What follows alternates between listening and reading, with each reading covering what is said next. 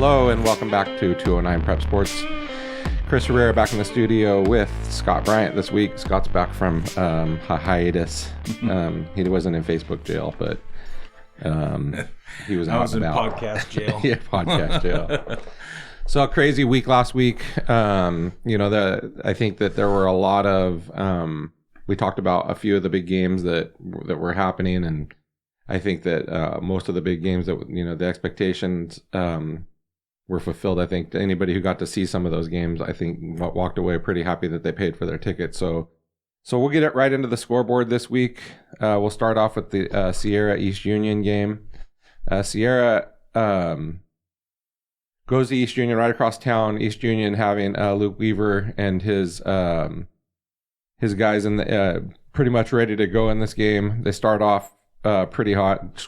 21 points in the first quarter, 28 in the second quarter, and 13 in the third quarter. Sure, it was a running clock into that point. Luke goes 11 for 16 for 258 yards, 4 touchdowns, and 1 pick. The leading rusher was Perez Jr., had 7 carries for 86 yards. And then Luke Weaver also had 9 carries for 54 yards and 2 touchdowns. David Flores and Jonte Magrid both added touchdowns for East Union. On the receiving part of that game, Dylan Lee had 6 catches for 224 yards and 4 touchdowns. So really good outing for East Union, and Luke Weaver padding the stats on the season. Yeah, for sure. And unfortunately for Sierra, I think it's pretty well known now that they've had some personnel issues. Numbers aren't where they want them to be. I know Coach Johnson does the best he can and puts a good quality effort out there, but this just isn't their year. But it seems like every week we're talking about Luke Weaver. I mean, this kid's the real deal. There's no question we're going to see him playing at the next level. He's just a tough, gritty player. I mean, he's responsible for 6 touchdowns this week. I agree. Scott, this kid, man, just kind of gets after it week in and week out. I don't think he skips a beat no matter who they play. So yeah, and it's refreshing to see.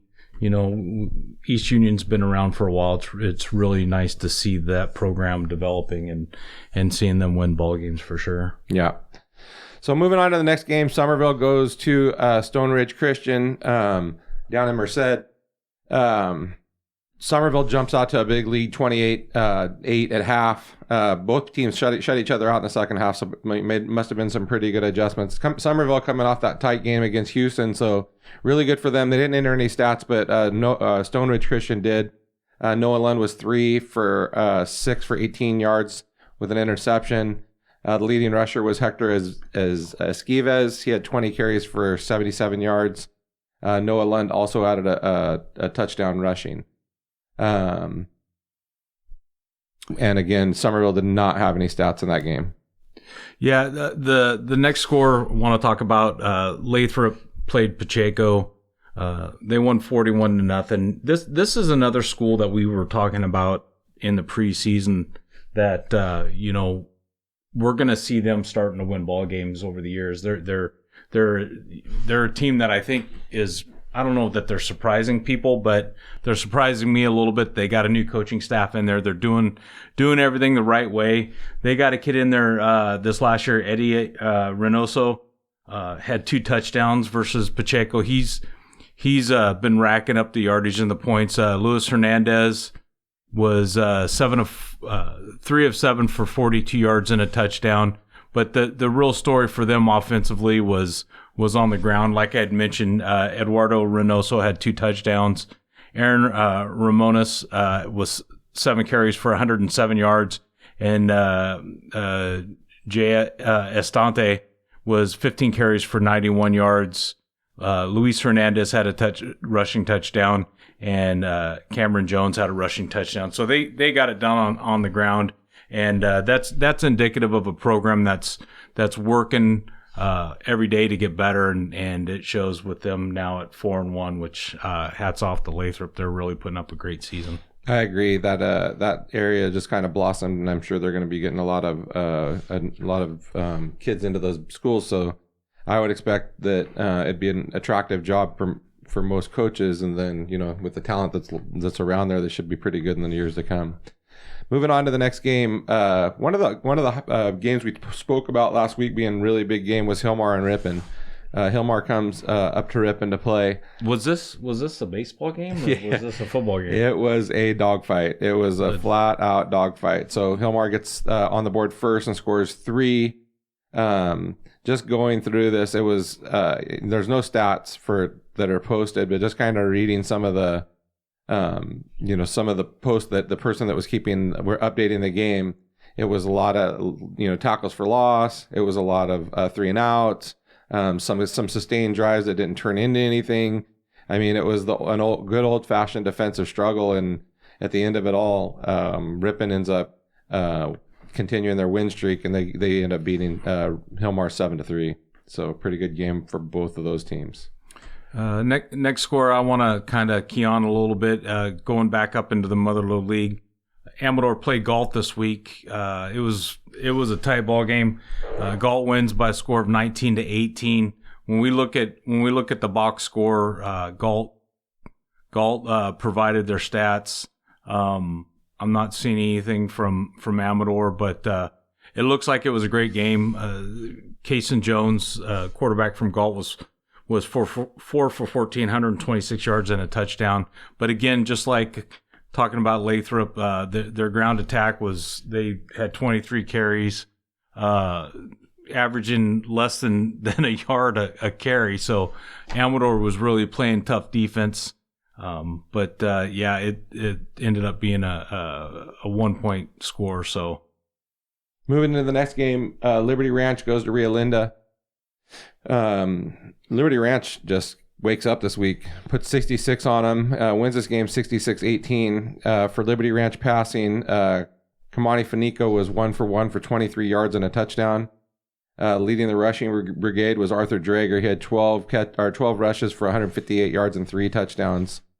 Matthew Overall, Gavin O'Brien, Kamani Fanica, and Cade Nuno all added touchdowns in this game.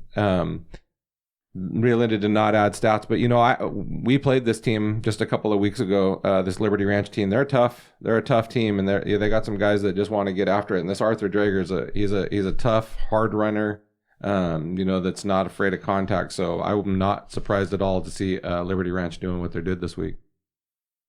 Moving back over to Tracy, we've got Tracy High School played Laguna Creek this week. They ended up handling them pretty well by a score of 38-7. A couple of the highlights here for Tracy. You had the quarterback, Ross Escobar. He was 3 for 7 for 37 yards. Again, another game that was dominated on the ground. You had a whole offense by committee for Tracy. We had Ross Escobar had 10 carries, 42 yards. Austin Hoy Sai was 11 carries for 82 yards. Long of 29, he had 2 touchdowns. Thomas Jr., 6 carries for 119 yards, 3 touchdowns. So they really got it done on the ground. That really kind of brings back the kind of the feeling of Tracy of old. They used to always just dominate on the ground. They really preach a lot of blocking schemes and really putting a lot of effort into their offensive line. Looking at these numbers here, I can only imagine that that's exactly what's going on again. So Tracy's got a long history of winning football games, and they did well this week. Yeah, Tracy, like you said, back when we were younger, and they used to be the big man on campus. Everybody used to not have their hands full when they played Tracy. So it's good to see them get back in their winning ways, and the rebuild that's going on up there. So moving on into the VOL, we had Weston Ranch taking on the Central Catholic Raiders. Weston Ranch is not a bad football team, but Central Catholic's just built different. So this game, you have Central Catholic winning this game 51-0. Weston Ranch didn't have any passing stats to speak of. If these stats are accurate, and I don't know, I would assume that they are, they rushed for 3 yards in this game. And they passed for -3 yards. So to have a 0-yard output, Central Catholic, like I said, they're built different. Not only can they score, but that defense, pitches a realistic shutout. That's just something that you don't see at any level. So yeah, absolutely. And it's not, offensively from Central. That's kind of what you expect from a Central team, and they definitely delivered this week. Next score we're going to bring up Livingston versus Houston, and I got to tell you, I'm a little bit stunned by this score. It's not something that I expected. This was again when we had Frost, our resident TVL expert on the show. He talked a lot about these two teams, and really, we were expecting Livingston to be better this year, but I wasn't expecting Livingston to be at 27-0 over Houston better. Yeah. But they are. Yeah. And it really boils down to, Bautista. Again, we were warned about this kid in a good way. He was 13 of 19 for 205 yards. He had almost a 700, he was almost at 700 completion percentage. He averaged 15 yards on his throws. He had 2 touchdowns, and he had a quarterback ranking of 139.1. That's impressive against a very, very strong Houston team. Yeah. That's another game that if I was in town, that would have been on my list of games to possibly attend. He also performed on the ground. He had 8 carries for 82 yards. And a touchdown. One of his long run was 37 yards.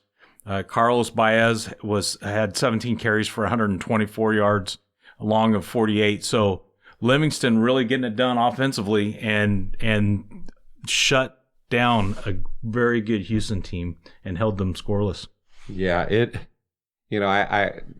hard because while I'm coaching, I obviously can't look at Twitter, but then the first thing I do when I'm starting to unwind, I go and start reading through Twitter. And so you see the progression of these games because you have to do everything in reverse. So you kind of just spin it all the way back and then kind of get to the start of the game and start working your way forward.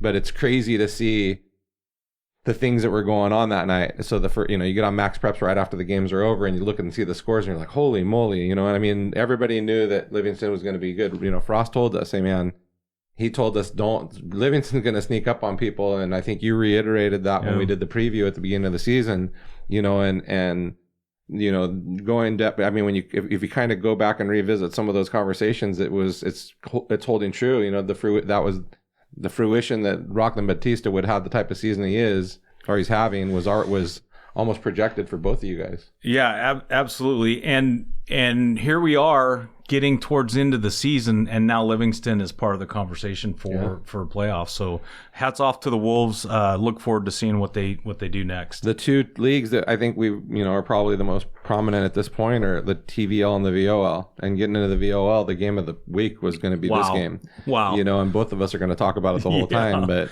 it was one of those games that it was a old-fashioned shootout, and it's tough because I really would love to see Oakdale stats. The Oakdale doesn't post stats, but I'd love to see them right now because we know what Kimball did, and they went out and just, but to get it and not to take anything away from either team. 63-56. It's a shootout. Shootout, yeah. Both offenses were prominent. Both teams were efficient. So it'd be really neat to see Oakdale stats, but we will get into Kimball stats.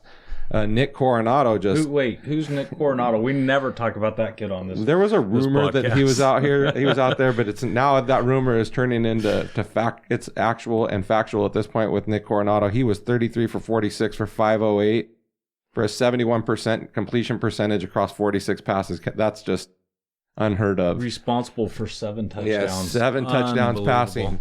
7 passing. Not only that, he adds 54 yards rushing, and punches 1 and 2 on the ground. So, and Zachary Lychak, gets into the fun too, and he gets 12 carries for 153 yards and a touchdown.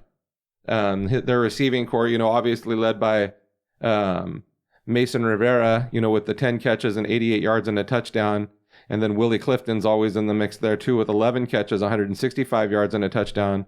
But look at this, Travis Marrero, kind of a coming out party this weekend. Gets 6 catches for 191 yards and 3 touchdowns.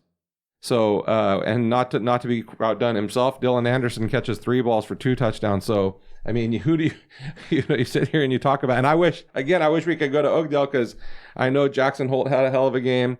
I'm sure a few of their running backs had a hell of a game. So, what do you do? Yeah, this anybody that was around in the 80s and was able to play video games, you remember the old Tecmo Bowl? Yeah. Okay, that's what Bo this Jackson. reminds me of. Yeah, this is the Tecmo Bowl. This is the Bears playing the 49ers at Tecmo Bowl all over again. It's just whoever's got the ball, they're going to score. And, Yeah. and this says a lot about both of these offenses because both of these teams play very good defense. And so to put scores up like that, Yeah. I mean, that just, gosh, this is one of those games where it's unfortunate somebody had to win the game. Yeah. It's like, they're both such great teams. Or it's probably, and the people that were there probably thought it was unfortunate that the game had to be over. Yeah. And I sit here and I don't want to say anything like out of school, but because I would really like to know the answer to this, but I'm not 100% positive. But I believe that Oakdale even had the ball going into the end zone at the end of the game with less than a minute left. They threw a corner out to the front side of the end zone. I believe it was picked off. And I believe if what I read is true, that was the only turnover in the entire game. So not only did they go out and score a ton of points, but it was a pretty clean game by both teams. So again, I wish of all wishes that I could have been there that night because that'd have been a hell of a game to watch. Going back to you're talking about how we're not getting very many stats. We got an email this week. I won't say who sent it in, but the question that they had for us was, is there a way for people from the different schools to input scores and stats on behalf of their teams? And I think the answer to that, and you might be able to answer that a little bit better than I can, I think they'd have to coordinate with their coach and see if they could become the designated statistician in terms of reporting. And I think there's a way to do that. So if there are maybe students, maybe parents that want to get more involved and help the coach, because I'm sure a lot of these things, they're not putting the stats in because their weeks are so full now trying to coordinate these games and maybe losing an opponent in the last minute. Your mind, as coaches, your minds are a lot of times somewhere else. So if there are parents or students that would like to get involved, I would highly recommend that you go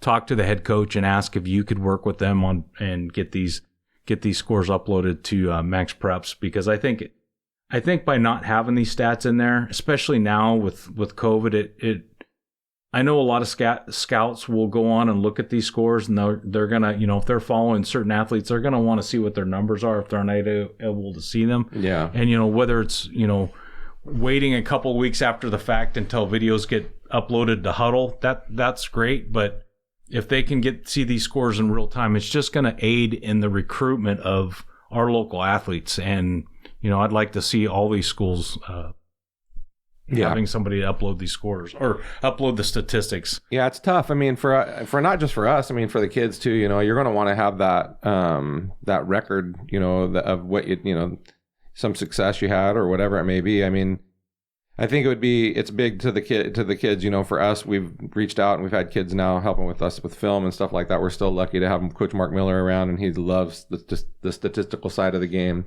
So, we're fortunate more than most that we have somebody that really cares about getting the scores in and stuff. So moving along to the next game, Mountain House goes to Johansson. Again, neither team put in stats, so the final score on that game is 26-7. Another TVL score that I want to hit upon. I think this was one of those matchups that you put two teams that match up very well on the field. Not going to go into great detail on it, but Modesto Christian gets their first victory of the year with a win of 30-22 over Riverbank. Moving back into the Mother Lode League, Argonaut, a very good team in the Mother Lode League, plays Mendota. The Mendota Aztecs wins 41-7. And Mendota uploaded their stats. I don't want to go into too much detail there as they're not within our coverage area, but would have loved to seen what the stats were for Argonaut. Yeah, Argonauts really had a resurgence this year. There was they were kind of putting it back together for a couple of years, and now they're one of the most successful teams. I think it's going to be between them and Sonora, it seems like, in that league. So congratulations to them for getting back to their winning ways. The next score, I'll go ahead and cover it. Coming up is Linden played. They were able to Linden, as you know, because I think you have something to do with the program, had to scramble and find an opponent, and they found a good one to fill a hole that was left by a team backing out, and they ended up playing Vacaville Christian, and it was a great game. I attended the game. It was a very even game going into halftime. But then in the fourth quarter, Linden, you guys just kind of ran away with it. One thing I do want to say, and this is not a dig on officials by any means, but it's tougher if you're going to these games and when I say you, I mean like parents or athletes or other athletes. We kind of have a lack of officials in our section, and so sometimes these guys are they're not always on top of things. And I think during this game, I can tell you from being an ex-official, I thought they did a sufficient job, but there were some times where it was kind of questionable. But my point is that both teams overcame that. They were able to overcome some bad calls on both sides of the field and ended up being a really good football game. Want to highlight a couple of players here from Linden because that is a team that we cover. So Alex Herrera at quarterback was 8 for 22 for 258 yards against, again, I want to point out, I think Vacaville was a good team and they played some good defense. There were times when your receivers ran some great routes and really it seemed like there was always at least one receiver open somewhere because of the route running. So you guys did a great job coaching them. That's the last time I'll give you a compliment right now. But Herrera was 8 for 22, 258 yards. He had 3 touchdowns.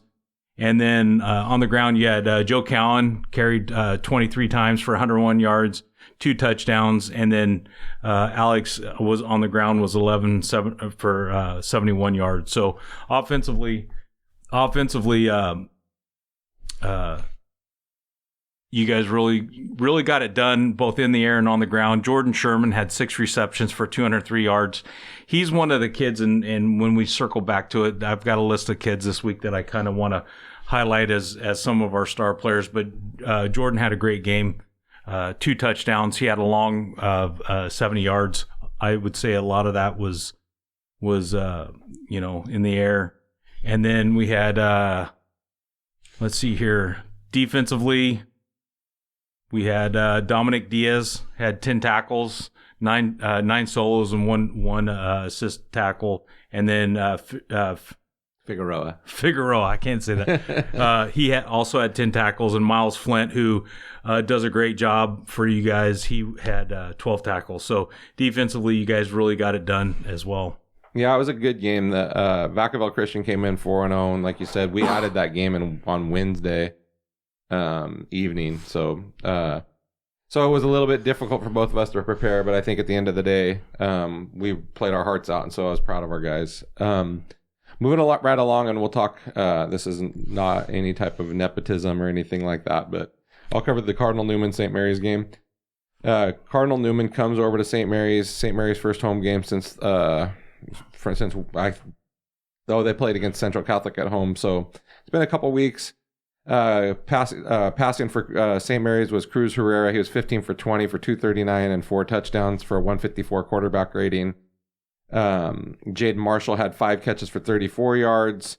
And I'm pretty sure Jaden had a touchdown. They were rushing. Jaden was 5 for 34 rushing. Asante Carter was the leading rusher, 22 carries for 124 yards.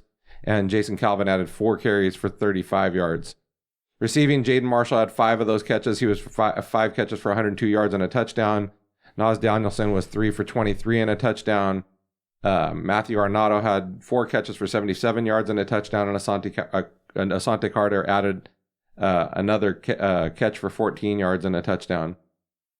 The leading tackler for St. Mary's was Andrew Andrade. He had 10 tackles. Devin Harwell added 9 tackles, and Amari Gales added 7 of his own. So St. Mary's jumps all over them in the first quarter.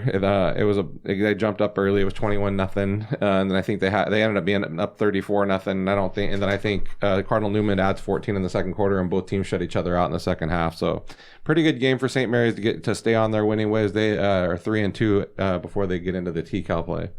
I just want to point out one thing for Cardinal Newman. I want to give them a lot of credit because they've they've got students there that have really overcome a lot. Obviously, like everybody else, they've been dealing with the COVID issues. But if anybody recalls, several years ago, there was a fire that burned through the Santa Rosa area, and it actually burned down most of that school. And so for these guys to, not only deal with that and then go through COVID and make it through and put a good quality team on the field, that says a lot about not only the school, but the staff and the kids that go to that school. Next score we're going to bring up is a crosstown rival game, the Stagg Delta Kings playing the McNair Eagles, and this one was a barn burner. Stagg ends up pulling off a victory 35-34. We didn't get any stats from McNair, but Stagg's been getting some press lately. They've got some really good players on the team. Angel Gonzalez, quarterback, was 12 of 25 for 147 yards for 3 touchdowns. And then on the ground, Willie Turner, 24 carries for 205 yards for 2 touchdowns. And so offensively, they were pretty balanced attack. You had receiving, you had Thomas Gray was 5 receptions, 86 yards for 2 touchdowns. And then another touchdown by Tyreek Trahan. He was 3 for 24, and again, like I said, the 1 reception for a touchdown. So, Stagg puts up a great victory, and see what they bring on next week. I was pretty impressed that McNair played as well as they did against them. Stagg's been, annually is pretty tough team, and Stagg, is not afraid to score a bunch of points. So seeing McNair run with them was pretty neat. We'll go down to Modesto, where Lincoln traveled to Downey. Lincoln didn't post any stats. Kind of a shocker for me. I know Downey's turned it around this season. I think they had a tough couple games, their first game at least, and then they've kind of went on a little win streak. But Lincoln going down there with all the talent that they have ends up losing this game 23-21. I was told through the rumor mill that there were a bunch of injuries Lincoln suffered, and I think there was a couple of COVID cases. Not to take anything away from Downey, because Downey earned that victory, but it'd be interesting to see if that was in fact true. So next score we don't really have any stats on, but anybody that's listened to this podcast in the past knows that I have a soft spot in my heart for the Franklin Yellow Jackets. They ended up winning 20-6. Bear Creek still looking for that first victory out there. Franklin, who is playing all their games on the road this year, but I'm sure that the juniors and sophomores and Greg Marshall back me up on this.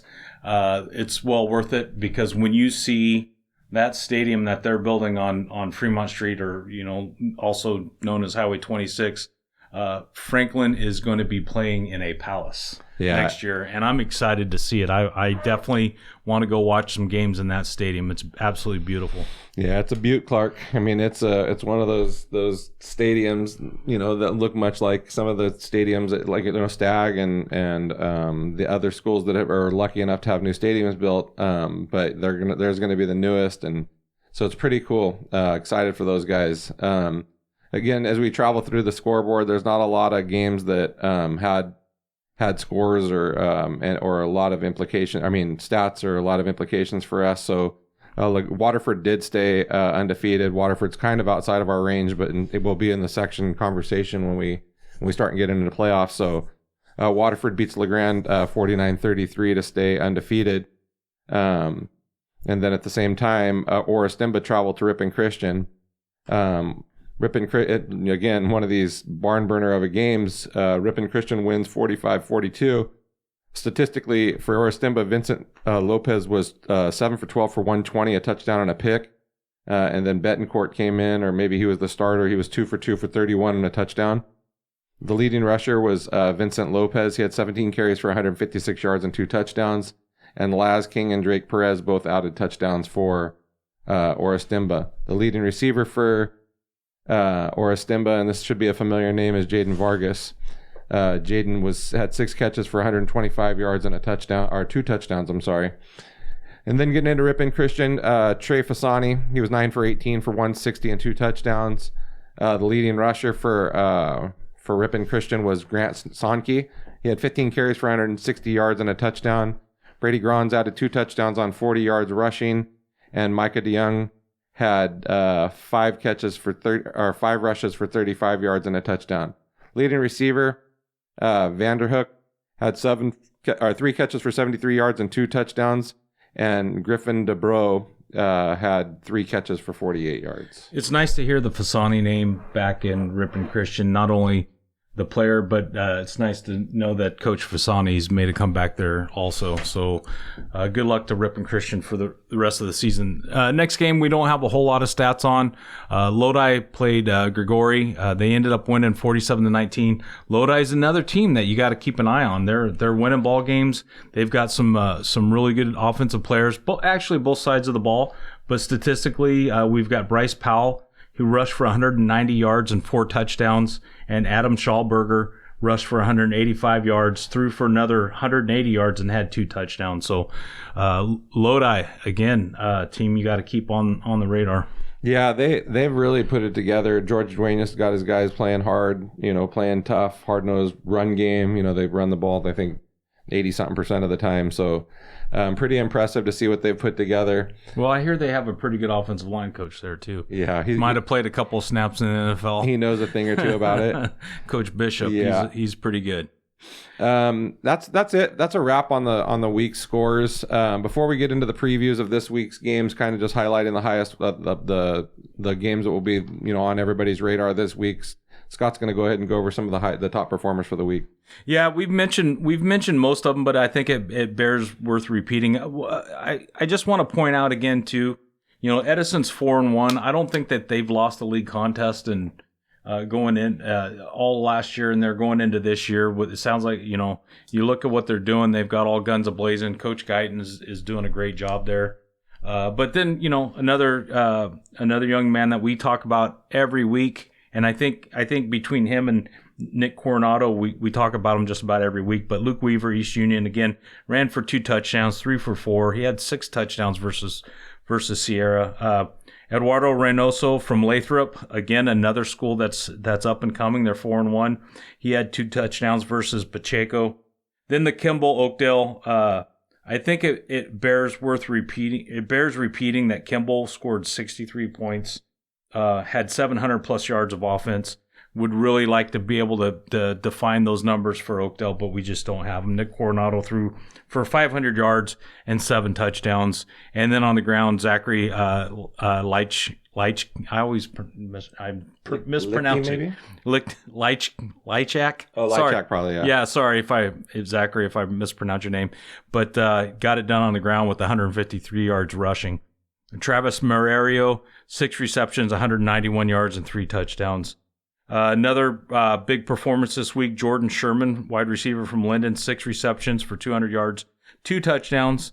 Quarterback from St. Mary's High School, Cruz Herrera, threw for 4 touchdowns versus a very good Cardinal Newman team.